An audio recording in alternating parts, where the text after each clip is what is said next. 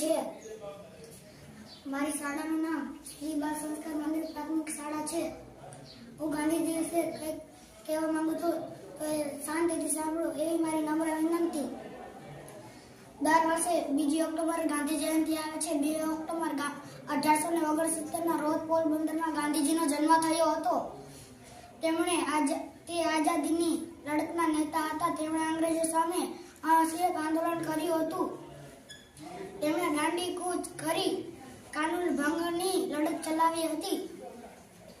તે ગાંધીજી સાદાઈથી રહેતા, એક દુખી પોતે પહેરતા, સવાર સાંજ પ્રાર્થના કરતા।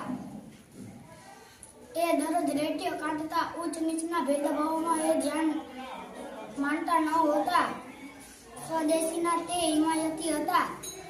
ગાંધી જયંતિના દિવસે ઠેર ઠેર પ્રાર્થના સભાઓ યોજાય છે। ગાંધીજીના જીવનના પ્રસંગોને યાદ કરવામાં આવે છે।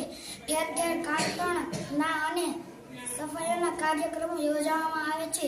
દિલ્હી રાજઘાટ પર ગાંધીજીની સમાધિ છે। દેશ નેતાઓ તેના પર ફૂલો ચડાવે છે। આપણે ગાંધીજીના મહાન ગુણોને આપણા જીવનમાં ઉતારીએ। બસ હતું।